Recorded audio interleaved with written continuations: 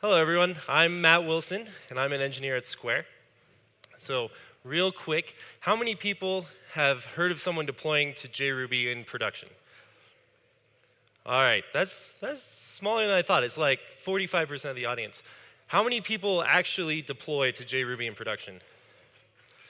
All right, that's like 3% of the audience. So I love JRuby. JRuby has mature garbage collection, native threading. It has the promise of being able to fine-tune slow parts of your application. And you get to use well-known crypto libraries like Bouncy Castle without shelling out to the command line. Now, JRuby is not a ploy to get Java into your stack. I think they've done a little bit of a bad job of branding that. JRuby is just a platform that can interpret Ruby and does it well. There are a couple problems with JRuby. One is startup time. Second one is sometimes you'll get Java stack traces. But I believe Charles can fix this, and I believe in Charles. So let's look at what we're going to talk about. I said I will share many of our learnings along with a couple of practical examples and pitfalls for integrate Ruby into our custom Java framework. So let's begin. There's a lot you have to do to convert from a typed language to a not. Can everyone see my pointer? I'm just kidding. I wrote that presentation. It was really boring. We have a lot of technical details on our blog at corner.squareup.com if you're interested in how this was done. But what was really interesting about the talk as I was developing it is that Square's Ruby stack leverages our production environment completely. So what is a production environment, and why couldn't Ruby leverage it before? So I'm going to talk a little bit about that today. What I'd like you to take out of this talk is, first of all, the JRuby is awesome, and the JVM is something that you should consider deploying to or using, even if you never intend to drop down and write Java or Clojure or other JVM languages. As you split out into a service-oriented architecture, it's critical that you think about building a common framework that all your apps are deployed on top of, which gives you the ability to design and engineer the production environment. And then for those of you who are a little bit more polylinguist, I'm going to show an example of a very big Java framework that a lot of our Java engineers worked on, and a very good framework, and how we're able to put Ruby on top of it in a seamless way that allows any Ruby engineer off the street to come in and develop Ruby with all the toolkits that they are familiar with in a way that they don't have to understand what's happening underneath, but then they can participate in this production environment. So let's give a little bit of history about how Square developed. I got very lucky. I joined Square early, and I got to work on a project called Wallet, which is a second application from Square. And the idea is you can walk into a store, and by proximity, we can detect when you are close to a merchant. And if you have given authorization for that merchant to charge you, your name and picture will show up on the register, and you can walk up and order a coffee and say, "Charge Matt." You take your coffee and you leave, and you didn't touch any technology. It changed how people interacted, and it was a really cool project to work on. And how it was done is we took 4 people, I was one of the 4, and we put them in a room, and we began developing. And it was a 3-month sprint to basically add the ability to store credit cards at Square, add the ability for merchants to publish their address or locations for customers to find, add the ability for customers to search for these merchants. So it was a bunch of infrastructure that we didn't have. But the reason we were able to do it was because in that team of 4, the communication was highly optimized. We all were able to come up with this custom vision of where we wanted to go and make decisions autonomously. So we came out of that room after 3 months, and the rest of the company helped us for another month to push it out, and it launched successfully. So a couple months later, we sort of faced the problem that many growing companies have, which is how do we depart from our monolith? And I just want to say, monolithic apps are great. Service-oriented architecture is a people solution. It is not a code solution, it is not an availability solution. It's a way for a lot of engineers to work with each other without affecting each other. So put this off. I am a big fan of Rails engines. I think there's a lot of architecture things we can do to make it easier to split up when it's time. But once it's time, the biggest thing that you're going to have to solve is your message bus. Now, what a message bus is this is defining how data transitions, or how data moves in your system. So one implementation is feeds. And all feeds are basically a pagination API where you page through data through an append-only list. So we wrote it in Java first. And it turns out there's some details around sharding because you want to be able to scale out your consumers horizontally. And then it turns out there's some details around publishing and using auto increment, and there's some race conditions in the database, so there's some more code. And it turns out there's a lot of code, but we got it working. It worked in Java, and Java could consume from our Ruby services. Now we had to get it working in Ruby. But Ruby is terse, so we began, and we had our sharded active record base consume. Oh, no. Oh, no. Oh, what are these things? Oh, my God. It's terrible, right? It's lots of code. We have now 2 crap tons of code we have to maintain. Now, some of you may say, well, that's not idiomatic Ruby, but the truth is it's hard to maintain feature parity across languages. If you have language 1 and language 2, regardless of what they are, you have to pick your primary. You have to implement it in language 1, and then basically copy over the class structure into language 2, because if there's ever a security vulnerability or there's even just a new feature that you want to add, you need to be able to go to language 1, make the change, and immediately go to language 2, find the place to make that similar change, and make the change. And I don't believe that there's a mythical team that can leverage 2 stacks or build 2 stacks that have feature equivalents as time goes on. So this is probably the best way to do that in this mode. But it worked. Ruby was now able to talk to Java, and that was pretty much the only infrastructure that was in our Java stack. So we continued building new Ruby services, building new Java services. But then this guy came along, Starbucks. And Starbucks was a totally different animal. Basically, from day 4, we had 50 engineers working on this. I don't know if you know this, but every time you swipe a card at a Starbucks location, it goes through Square's network. And because of the work I'd done on Wallet, I got to architect the wallet integration with Starbucks. So you can actually take Square Wallet and scan your QR code at Starbucks. And this was really a lesson for me in decision sequencing. What decisions did you have to make today? What decisions could you try to find a little wiggle room to experiment with? And what decisions could you put off till the end? And we had a couple of engineers who got together, and how they made this project work is they defined how services were going to talk in the production environment. They decided, here's how we are going to maintain these services, here's how we're going to provide the SLA that we need to provide, and here's how we're going to work together and expose our APIs both internally and externally. And at the time of Starbucks, we were a single data center. We had about 6 apps in production. After 3 months, we had 3 months to accomplish this. We had like 15 services in production across 2 data centers, and we were active for taking card processing. So it really pushed our infrastructure forward, but there was a ton of infrastructure that was built to do this. And the biggest thing that made the Starbucks project succeed was the optimization for communication. By saying, here's how the systems are going to work in production, we were able to build a skeleton that later all the teams were able to work iteratively and fill out the details with, but we had a goal that we were driving towards. So very different animal from what Wallet was like, and it's pretty amazing that both of these development styles were able to work. And some people may think they conflict, but they really don't. Because day to day, Agile is how we develop at Square. So then the question was, how do we leverage this production stack? So we had built out a bunch of technology to make Square robust. We're working in an area where other companies are pushing 3, 4, 5, 6 nines. That's like 8 hours of downtime, 50 minutes of downtime, 5 minutes of downtime, and 30 seconds of downtime a year. So one option was that we could build a Ruby service container and keep it in feature parity with the Java service container, like I showed you with the feeds. But another option was we could allow Ruby to get access to some of the resources in service container.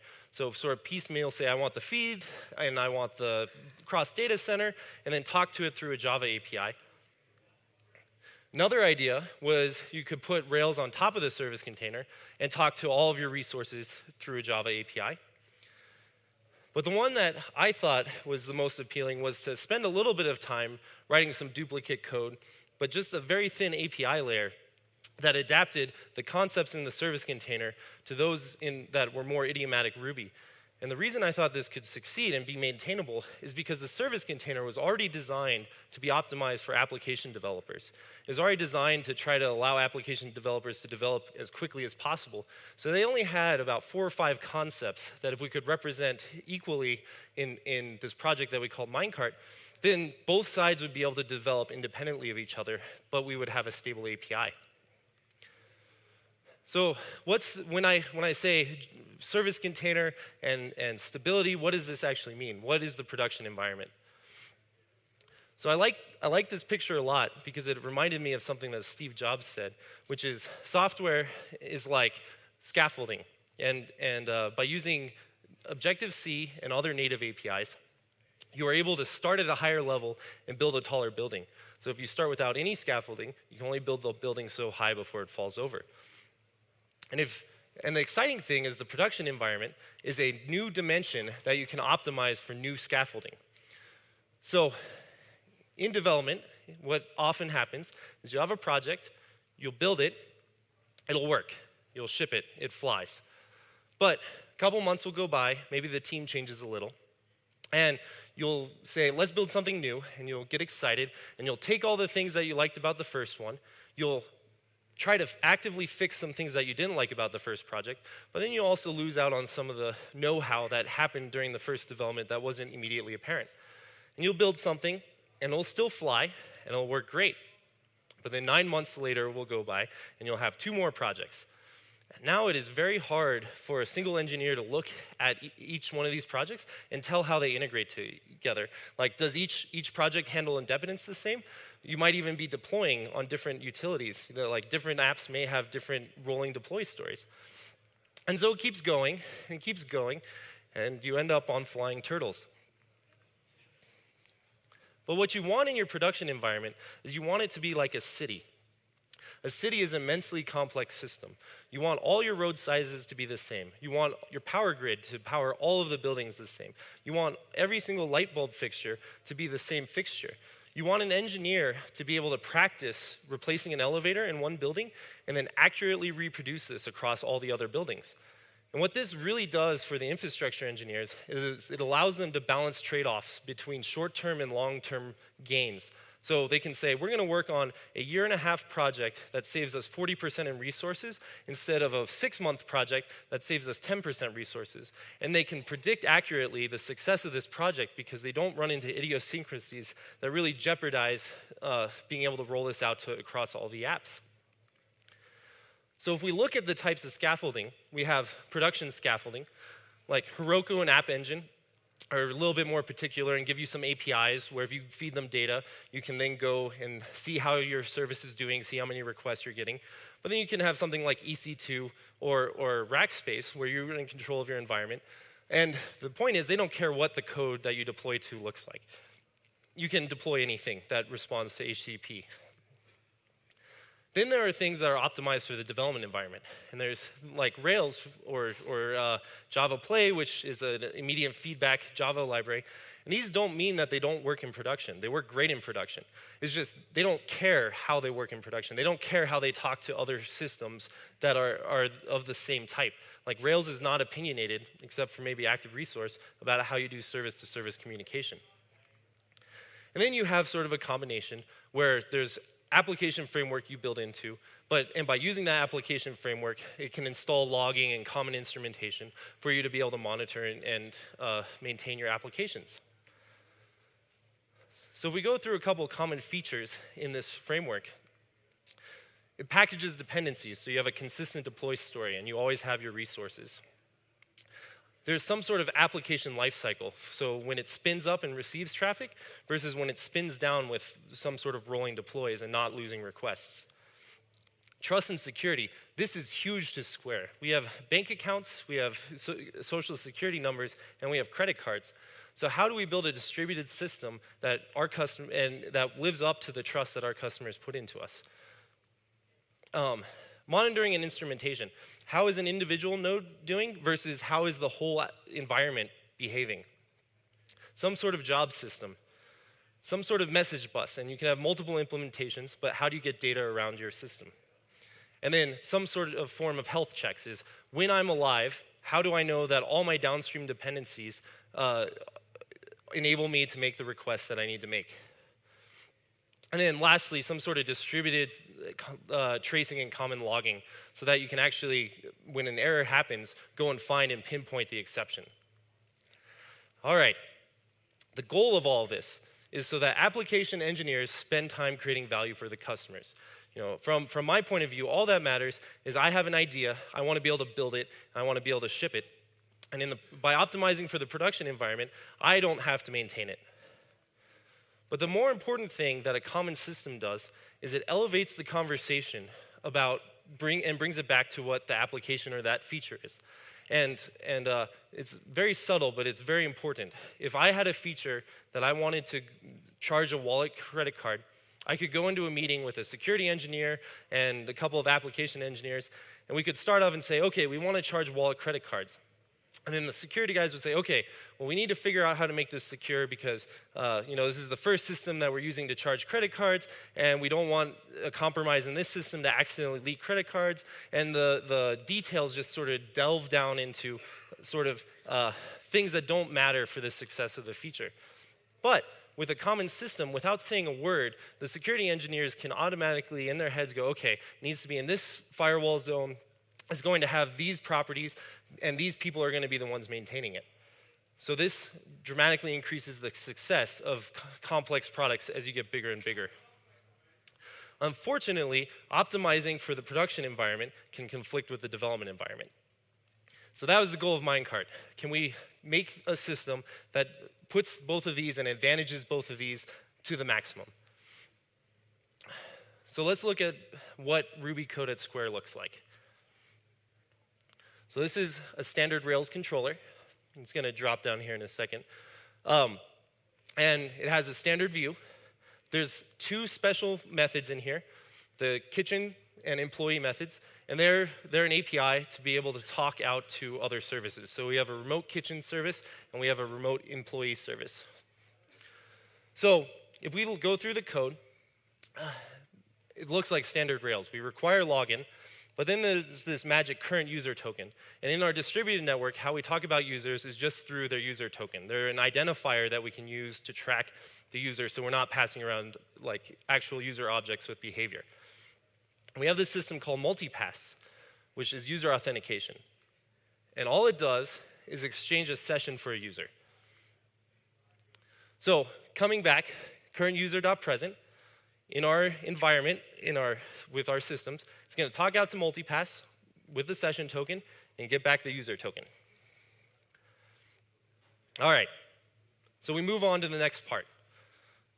Kitchen.delivery orders and get the order list from that response. All right, so to understand what's happening, there is a mysterious bang here, which all that means in our syntax is that we're going to do this request synchronously. So to understand what is actually happening in this request, we're going to quickly delve into our service-to-service story and then come back up and look at how the code operates.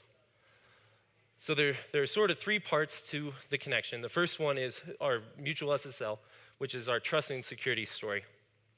And then I'm going to talk a little bit about protocol buffers and how they define the API. And then lastly, we have a custom protocol for service-to-service communication called Sake, which has some cool properties. So taking a look at mutual SSL, very simply, all it does is service A will talk to service B, and service B looks at its access control list, or ACL, and says, yep, you're allowed to talk to me, and lets the connection go through. Likewise, service A can talk to service C. But if service B tries to talk to service C looks at its ACL, sees, oh, service B is not allowed to talk to me, and closes the connection. Likewise, if service B talks to service C, but it's a copycat and doesn't have the same key, service B will close the connection. And this can be as fine-grained as you want it to be. So you can do it on a per endpoint basis, on a per service basis, whatever needs you have for your security. All right, so after the connection is made, we go up a level and we look at what our API is actually doing. Now, all a protocol buffer is it's a value object. It's a snapshot of an object at a period of time that it makes it easy to transmit data between systems. So every time you see delivery person, it's going to have a name and employee ID. And this does not mean you have to use the protocol buffer wire format. You can use JSON or use this to define a JSON schema as well. We also define our services. So here we say when we call show with a driver ID, then give me back that driver response. But we can also specify some properties about this API in the API definition. Like we can say it's independent. So once we know the API that we're talking, the thing that actually moves the data is this protocol called socket. It's just a standard socket that has a request and a response. It has a message ID. Socket is responsible for making sure the requester receives the response they asked for. But there's this cool thing called the side channel. And the side channel persists across requests. So when service A makes requests to service B, and then service B goes to service C, that side channel is consistent. And something that you can immediately do with this is exception chaining. So if service C blows up, service B will throw the exact same error, and that will propagate to service A. Service A will throw the exact same error.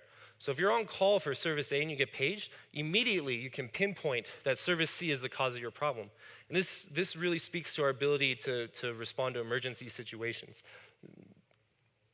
All right, I think we're ready to do this.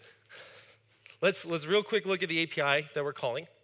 So we have delivery orders, which takes an empty request, which is why there's no parameters on that. Turns an order response, which just has a repeated list of orders. And in protocol buffers, a repeated field gets translated to order_list. But it's got this thing here that says the multipass user is required.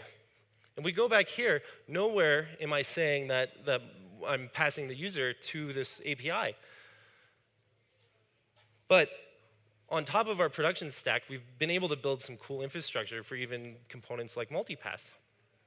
So how multipass works is each client is the same. And once it gets the credential back from the server, the multipass client will insert into the side channel the multipass user. So then service B is able to get access to that multipass user, and service C is able to get access to that same user. And the reason this is interesting is because if you have an action that is scoped to a specific user, all downstream requests will also be scoped to that same user. If you add on top of that mutual SSL, you can see that this environment can get very complex. And we have tools for visualizing this, and this is actually something that someone can design and engineer and go look for where do we need new services, where are we vulnerable, how can we improve speed. So it's a very, very different world that we've come to from where we started as a single Rails app. All right, now we're really ready. So we're going to make that request. We're going to talk out to the Pizza Kitchen service. But if the Pizza Kitchen service is down, it automatically fails over to the next one, and we get our orders back. Then we're just going to do a simple loop over all of the orders and merge in our driver names because we stored our data in separate services. But you'll notice there's no bang at the end of this show. So we're actually going to go and do fan out and collect all of the orders so that we're not waiting on requests. And this returns a magic basically promise that you can then access future variables on or future data on.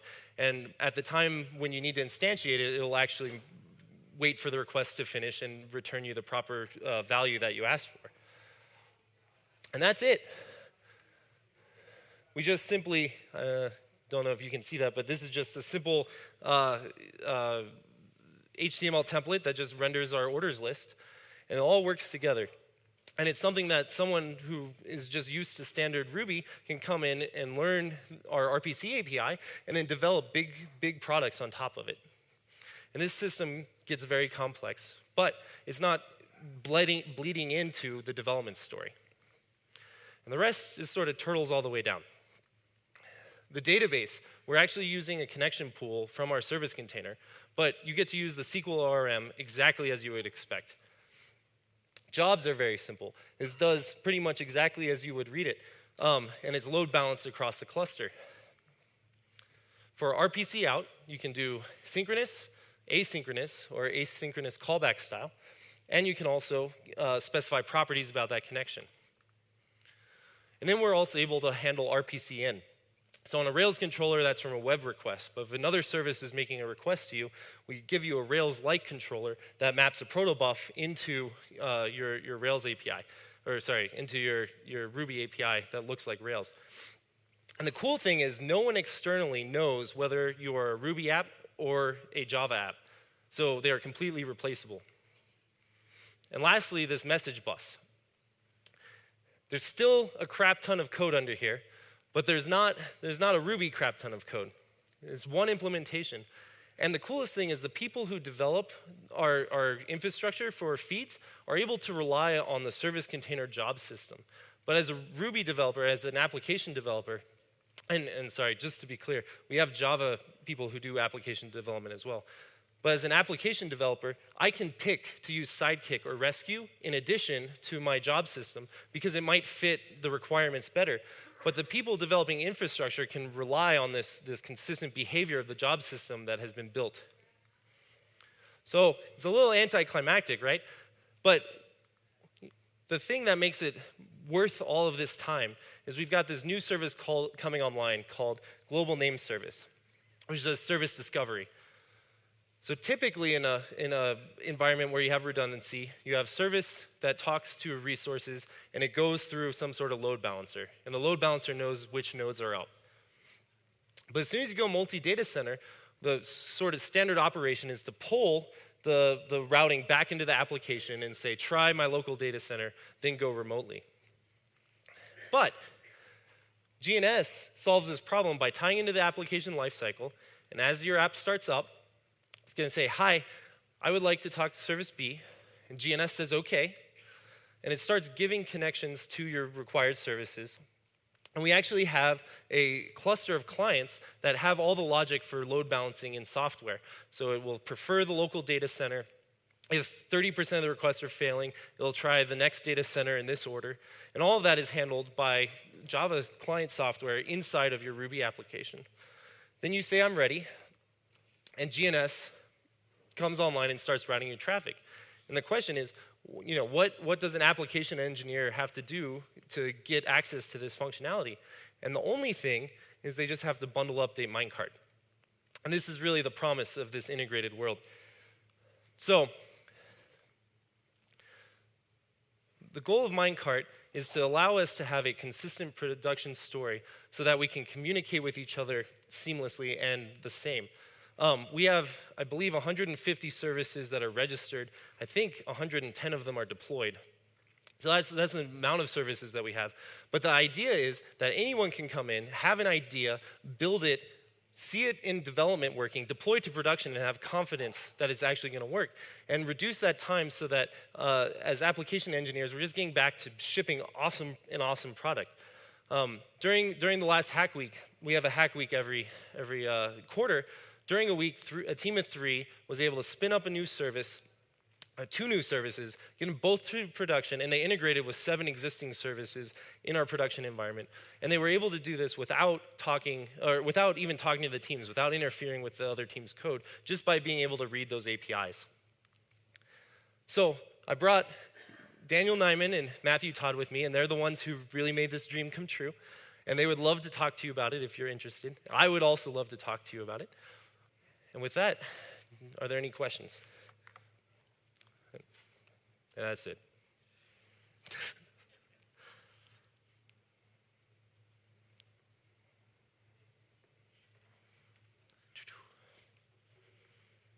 All right. You got to give him time to talk. I'm sorry. Thank you.